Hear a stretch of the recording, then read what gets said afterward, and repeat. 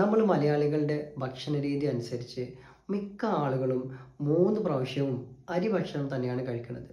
രാവിലെ എടുക്കുകയാണെങ്കിൽ രാവിലെ ദോശ, ഇഡ്ഡലി, അപ്പം, പുട്ട് ഇതൊക്കെയാണ് നമ്മൾ കഴിക്കുക.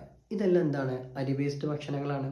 ഇനി ഉച്ചയ്ക്ക് എടുക്കുകയാണെങ്കിൽ ഉച്ചയ്ക്ക് നമ്മൾ ചോറാണ് കഴിക്കുക. അതും അരി ബേസ്ഡ് ഭക്ഷണമാണ്. രാത്രി എടുക്കുകയാണെങ്കിലോ രാത്രി ചോറാണെങ്കിലും ചപ്പാത്തി ആണെങ്കിലും അതും അരി ബേസ്ഡ് ഭക്ഷണമാണ്. ഈ അരി ബേസ്ഡ് ഭക്ഷണം എന്ന് പറയുമ്പോൾ അതിലൊക്കെ കാർബോഹൈഡ്രേറ്റ് ആണുള്ളത്. കാർബോഹൈഡ്രേറ്റ് എന്ന് പറഞ്ഞു കഴിഞ്ഞാൽ ശരീരം അതിനെ വിഘടിപ്പിച്ച് അവസാനം നമുക്ക് കിട്ടുന്ന സാധനം ഗ്ലൂക്കോസാണ്. സോ നമ്മൾ 3 നേരവും കഴിക്കുന്നത് ഗ്ലൂക്കോസ് റിച്ച് ആയിട്ടുള്ള ഭക്ഷണങ്ങളാണ്. നമ്മൾ ഒരുപാട് കാലമായിട്ട് ഇങ്ങനെ ഈ കൂടുതൽ ഗ്ലൂക്കോസ് അടങ്ങിയിട്ടുള്ള ഭക്ഷണങ്ങൾ കഴിക്കുകയാണ് എങ്കിൽ നമ്മുടെ ശരീരത്തിലേക്ക് കൂടുതലായിട്ട് ഗ്ലൂക്കോസ് എത്തിക്കൊണ്ടിരിക്കും. ഇങ്ങനെ ഓരോ പ്രാവശ്യവും ശരീരത്തിലേക്ക് കൂടുതൽ ഗ്ലൂക്കോസ് എത്തുമ്പോൾ ശരീരം എന്താണ് ഈ ഗ്ലൂക്കോസിനെ വെച്ച് ചെയ്യാൻ നിങ്ങൾക്കറിയോ? നമുക്കതൊന്ന് നോക്കി നോക്കാം.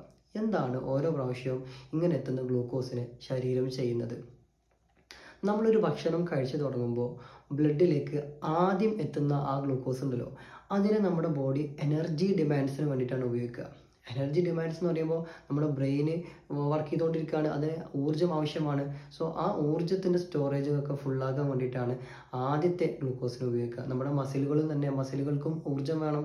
സോ ആ എനർജി സ്റ്റോറുകളൊക്കെ ആദ്യം എത്തുന്ന ഗ്ലൂക്കോസ് വഴി ഫുള്ളാക്കും.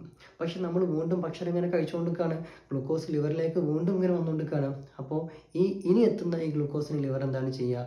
ലിവർ പിന്നീട് ഈ മനുഷ്യൻ ഭക്ഷണം കഴിക്കാതിരിക്കുന്ന ഒരു സാഹചര്യം വരികയാണെങ്കിൽ അപ്പോൾ ഉപയോഗിക്കാൻ വേണ്ടിയിട്ട് ഗ്ലൂക്കോസിനെ സ്റ്റോർ ചെയ്ത് വെക്കും. ആദ്യം ഗ്ലൂക്കോസിനെ സ്റ്റോർ ചെയ്ത് വെക്കുക എങ്ങനെയാണെന്ന് അറിയോ? ഒരു മുറിയിൽ നമ്മൾ ഗ്ലൂക്കോസിനെ ഇങ്ങനെ അടുക്കി ഇങ്ങനെ എടുത്തു വെക്കുകയാണെങ്കിൽ എങ്ങനെ ഉണ്ടാവുക? അതുപോലെയാണ് ആദ്യം ഗ്ലൂക്കോസിനെ സ്റ്റോർ ചെയ്ത് വെക്കുക. അതിന് നമ്മുടെ ഗ്ലൈക്കോജൻ എന്നാണ് പറയുക. ഇത്തരത്തിൽ ലിവറിനും അതുപോലെ തന്നെ നമ്മുടെ മസിലുകൾക്കും ഗ്ലൂക്കോസിനെ സ്റ്റോർ ചെയ്ത് വെക്കാനുള്ള കപ്പാസിറ്റി ഉണ്ട്. പക്ഷേ ഈ സ്റ്റോറുകളൊക്കെ പെട്ടെന്ന് ഫുള്ളാകും കേട്ടോ. നമ്മൾ വീണ്ടും ഇങ്ങനെ ഭക്ഷണം കഴിച്ചുകൊണ്ടിരിക്കുകയാണ്.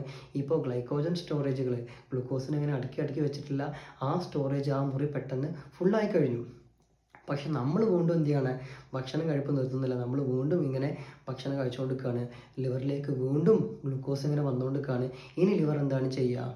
ഇനി വരുന്ന ഗ്ലൂക്കോസിനെ ലിവർ ആദ്യം ഒരു പദാർത്ഥമാക്കിയിട്ട് മാറ്റും. ഇനി വരുന്ന ഗ്ലൂക്കോസിനെ ലിവർ അസറ്റൈൽ കോയെ എന്ന് പറയപ്പെടുന്ന ഒരു പദാർത്ഥമാക്കിയിട്ട് മാറ്റും.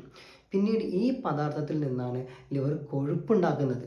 നമ്മൾ ഫാറ്റി ആസിഡ് അതുപോലെ ലിപ്പിഡ് പ്രൊഫൈലൊക്കെ നമ്മൾ ചെക്ക് ചെയ്യുമ്പോൾ അതിൽ കണ്ടിട്ടില്ലേ, ട്രൈഗ്ലിസറൈഡ് എന്ന് കണ്ടിട്ടില്ലേ? ആ ട്രൈഗ്ലിസറൈഡൊക്കെ ഉണ്ടാകുന്നത് ഈ അസറ്റൈൽ കോഎൻസൈം എ എന്ന് പറയപ്പെടുന്ന പദാർത്ഥത്തിൽ നിന്നാണ്. അപ്പോൾ ലിവർ എന്ത് ചെയ്യുന്നു? വീണ്ടും വരുന്ന ഗ്ലൂക്കോസിനെ ലിവർ അസറ്റൈൽ കോഎൻസൈം ആക്കി മാറ്റുന്നു. ഈ അസറ്റൈൽ കോഎൻസൈം ഉപയോഗിച്ച് ലിവർ ട്രൈഗ്ലിസറൈഡ് ഉണ്ടാക്കുന്നു. അപ്പോൾ കൊഴുപ്പുണ്ടാക്കുകയാണ് ലിവർ. എങ്ങനെ കൊഴുപ്പുണ്ടാക്കുന്നത്? ഫ്രം ഗ്ലൂക്കോസിൽ നിന്നാണ് ലിവർ എന്ത് ചെയ്തത്? നമ്മൾ അമിതമായിട്ട് ഗ്ലൂക്കോസ് കഴിച്ചപ്പോൾ ലിവർ അതിനെ കൊഴുപ്പാക്കിയിട്ട് മാറ്റി. പക്ഷെ നമ്മൾ അവിടെ കൊണ്ട് നിർത്തുന്നില്ല, നമ്മൾ വീണ്ടും ഇങ്ങനെ കഴിച്ചുകൊണ്ടിരിക്കുകയാണ്. അപ്പോൾ വീണ്ടും ധാരാളമായിട്ട് ഗ്ലൂക്കോസ് വരും. ഈ ഗ്ലൂക്കോസിനെ വീണ്ടും അസറ്റൈൽ കോഎൻസൈം ആക്കി മാറ്റും. ഇപ്രാവശ്യം ഈ അസറ്റൈൽ കോഎൻസൈമിനെ ലിവർ എന്താ ചെയ്യുക? ലിവർ ഇത് വെച്ച് കൊളസ്ട്രോൾ ഉണ്ടാക്കും. അപ്പോൾ നമ്മൾ കഴിച്ചത് എന്താണ്? ഗ്ലൂക്കോസാണ്. പക്ഷേ ഇവഞ്ച്വലി ഇപ്പോൾ എന്തായിട്ട് മാറി?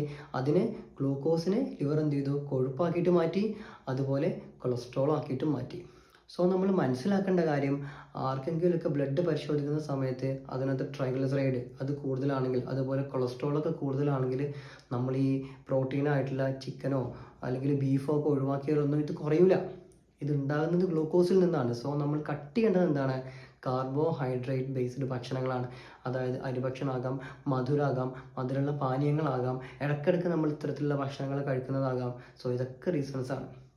സോ കൊളസ്ട്രോളോ അല്ലെങ്കിൽ കൊഴുപ്പോ ഒക്കെ കൂടുതലായിട്ട് ഉണ്ട് എങ്കിൽ നമ്മൾ ഒഴിവാക്കേണ്ടത്, നമ്മൾ കമ്മിയാക്കേണ്ടത് അരി ഭക്ഷണം തന്നെയാണ്. ഇത് നിങ്ങൾ മനസ്സിലാക്കുക. ഈ വീഡിയോ ബാക്കിയുള്ള ആളുകളിലേക്കായിട്ട് ഷെയർ ചെയ്യുക. Thank you.